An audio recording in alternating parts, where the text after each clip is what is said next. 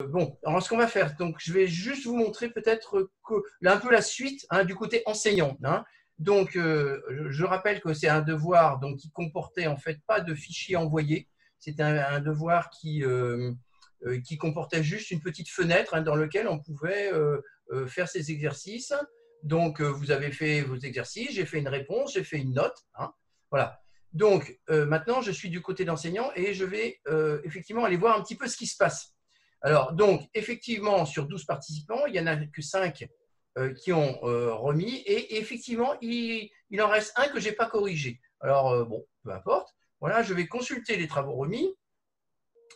Alors, donc, vous avez un tableau comme ça, donc avec les différentes notes. Alors, un petit truc tout bête, il est possible de classer simplement par exemple, moi, j'utilise souvent dernière modification du travail. Comme ça, on peut savoir quels sont les derniers qui ont rendu.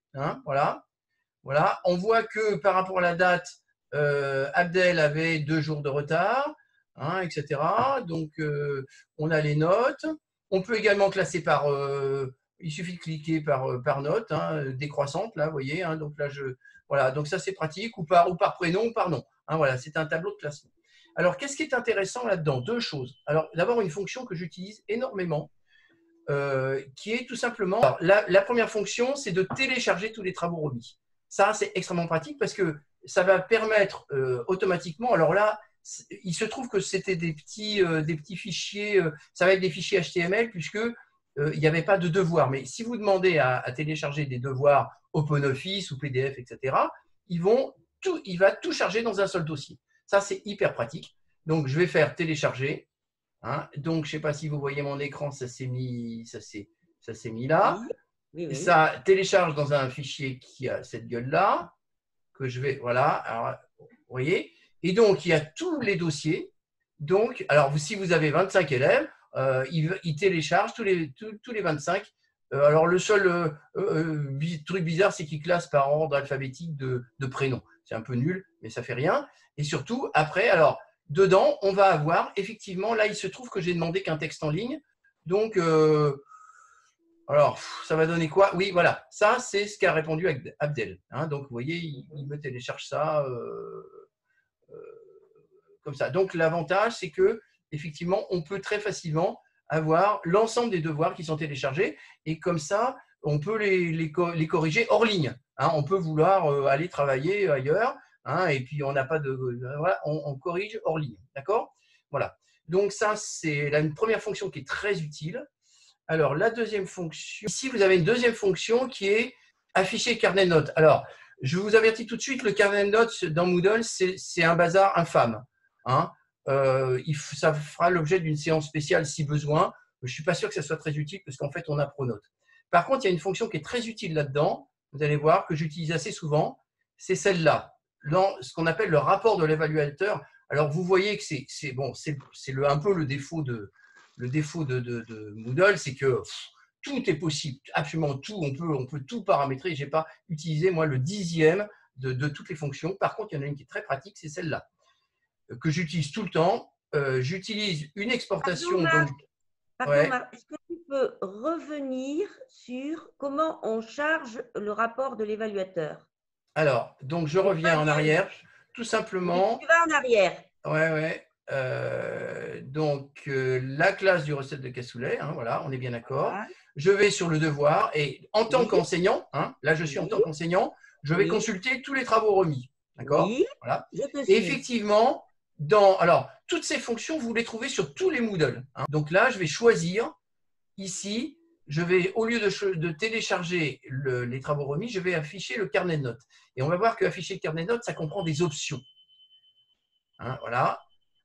Et dans ces options, alors, il est là le carnet de notes. Donc, en fait, bon, ça n'a pas grande importance. Donc, effectivement, on voit l'ensemble du carnet de notes, mais ce n'est pas tellement ça qui est utile. Enfin, ça, c'est bien. Mais vous verrez que si vous avez 15 devoirs, ce n'est pas très pratique d'utilisation. Par contre, ce qui est très, très pratique d'utilisation, c'est effectivement ici exporter. Voilà, exporter. Alors, je prends une feuille de calcul, OpenOffice. Voilà. Et normalement, voilà. Alors, petit détail, on peut enlever ce qu'on veut. Alors, par exemple, on a des fois, parce qu'il va afficher tous les cours, il va tout afficher. Hein. Donc, en fait, il faut savoir à peu près, il faut mettre des noms sur ces fichiers, sur ces cours qui permettent de s'y retrouver un petit peu. Bon, alors le total du cours, ça ne m'intéresse pas. Le DM1 sur le devoir QCLS, je me rappelle que c'était l'ancien devoir. Voilà, donc je vais juste télécharger celui-là. Et puis, un petit détail aussi, les formats d'exportation. On va choisir brut et puis on va choisir le nombre de décimales, parce que j'ai horreur des décimales dans les trucs. Et on fait télécharger. Voilà. Et donc, à ce moment-là, il va nous télécharger effectivement un fichier Excel, alors dans lequel il y a un tas d'informations inutiles, hein, je ne sais pas, des numéros d'identification, que j'enlève, hein, tout simplement. Voilà. Et donc, j'ai un truc assez propre.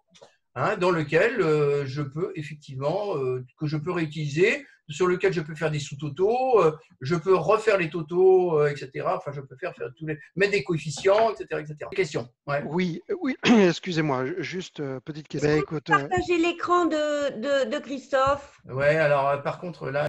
Non, mais là, on attend le partage d'écran de Christophe. Alors, tac, je vais à mes cours. Mes cours, ouais. Donc, en fait, attends, il faut que je mette ça là en bas. Voilà, donc là, je vais là. Ouais. Donc, voilà moi ce que je… Devoir sur l'activation. Ouais. Voilà, donc là, je clique sur devoir. Ouais. Donc, et normalement, tu dois avoir ma réponse, à moins que j'ai oublié de valider. Alors, tu vois, il y a eu 4 participants, il y en a 3 qui ont remis et 2 qui nécessitent évaluation. Ok. Eh bien, tu vois, ça veut…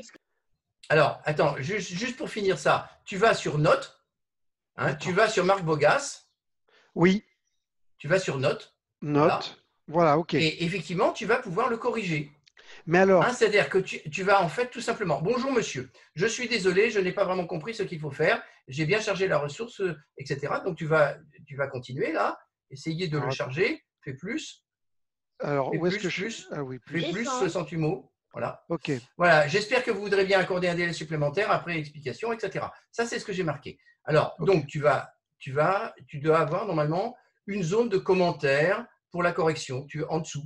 Oui, en dessous. d'abord, faut descends. Voilà, là, descends. le feedback pour commentaire. Voilà. Alors, effectivement, ce qu'on avait fait, c'est qu'on avait coché, oui, c'est ce que tu as dû faire en tout cas, tu as coché feedback par commentaire. Ça veut dire que ce qu'il suffit de faire maintenant, c'est de reprendre mon devoir, hein, puisqu'il s'est recopié dans cette zone-là, et puis de faire des commentaires.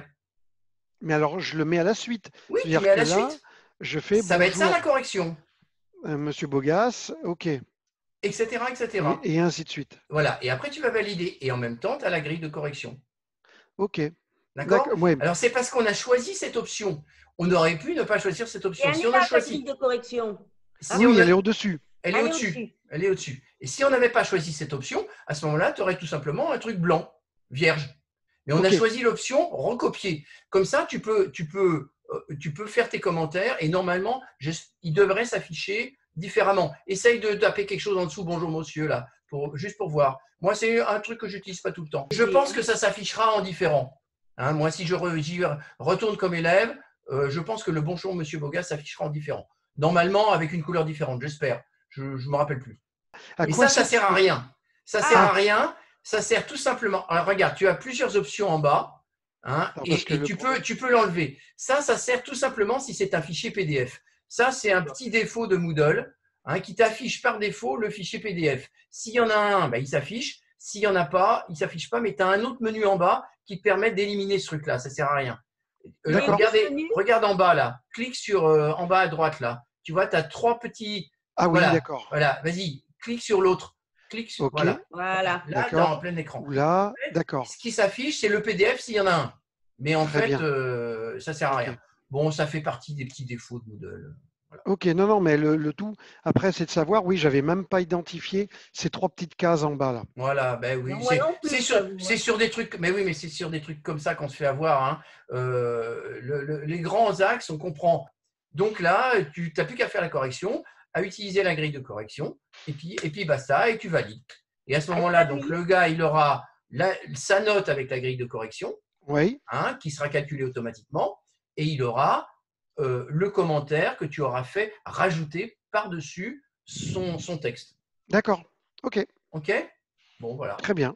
Non, non, mais Donc, voilà, c'était pour être sûr que j'ai bien la bonne interface et que je sois bien sur la bonne interface. Oui, oui, ça marche impeccable. alors, Merci. Par au moins un et demi. D'accord, OK.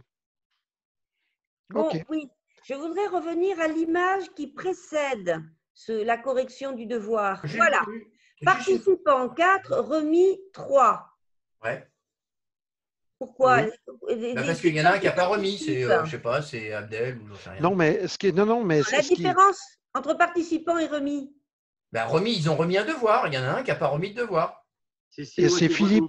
C'est Philippe qui n'a pas remis de devoir. Barbara, moi, Oui, je n'avais mis que 3 personnes dessus sur ce devoir en plus de moi. d'accord, C'était Marc, toi, Barbara, et Philippe Cognon. Voilà. d'accord. Alors, tu vois Donc, que aussi, quand tu corriges au fur et à mesure, tu peux tout de suite voir ceux que tu as corrigés, le nombre. Parce que, par exemple, moi, sur la préfou ingénieur, on en a 35. Donc, moi, je sais tout de suite que bah, il m'en reste encore 3 à corriger. Voilà. À chaque fois que tu corriges, que tu as mis une note, il compte. d'accord, OK.